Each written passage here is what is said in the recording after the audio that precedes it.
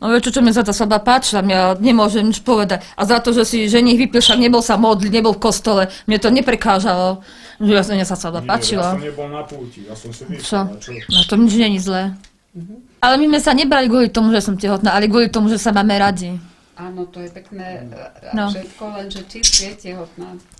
Áno, však koncom minula sa to má narodí. A čo teraz mám ja s tým robiť? Čo, nikto nebol tehotný?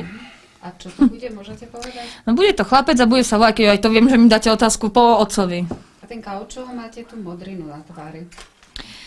No, od čoho? Buchla auto. Narazila som dátom do plotu, no, lebo... A bachla z toho volant. No. S prepáčením jebaná sociálka, to len furt vypráva, to len si nehovoria. A čo hovoria?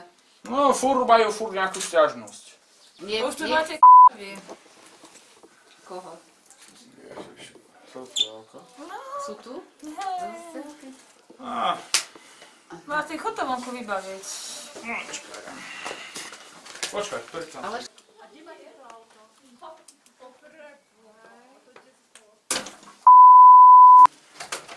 a čo to? No nič, to je osobná vec. To sú. No za vás pýtali ti, že na tú Dotieravý počula, ľudia. že auto, či čo?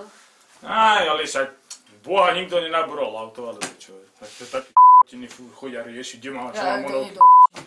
Tak som mal púrať, že som ti Hej, mali by radosť. No, by mali rád jeden čas byl. Čo najradšej spolu robievate? Sexujeme. Sexujeme. Čakať čo? Čo sa dá robiť postieť? Ja sa nebudeme modliť. Ja som není na púti. No. Jak aj na tej svadbe. Som si vypil. Však som nebol sa modliť. Tak som si raz. Ona narobí veľký bordel raz ja. V sexe. Odpredu, odzadu. Čo sa len dá. A viete, čo sa aj robí ešte pri sexe inak šavici? No. Martin, prestaň už. Že sa líže aj fajčí. Čo normálna vec? A čo? Čo sa na to hanbí? Prestaň, prosím ťa, pekne. Čo? Jak sa hambia? Však to povedz posteli potom mi.